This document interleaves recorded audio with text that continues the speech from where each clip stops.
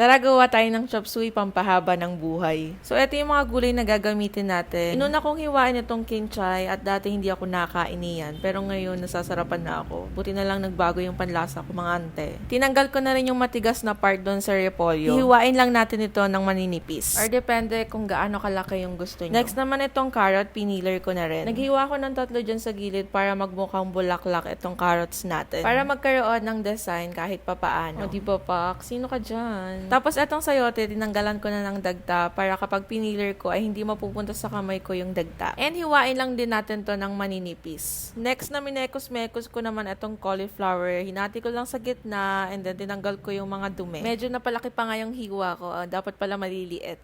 Of course, cleaning time, mga ante. Next na hiniwa ko yung panggisa natin itong bell pepper. Sibuyas, mga ante. Ginisa ko na nga dyan yung bawang. Sinunod naman yung sibuyas. And bell pepper. At last, yung kinchay. Grabe nes guys, napakabango niyan. Na-inlove na talaga ako sa amoy. Dati ayaw ko yung amoy ng kinchay. Nilagay na nga rin dyan yung carrots. Tapos bumili ko sa tindahan ng 2 pack na oyster sauce. Maliit lang. And then nilagay ko dito sa may chop suey. Eto na mga ante, luto na. Thank you Lord for this food. Thanks for watching guys. Don't forget to follow, like, and share. Bye!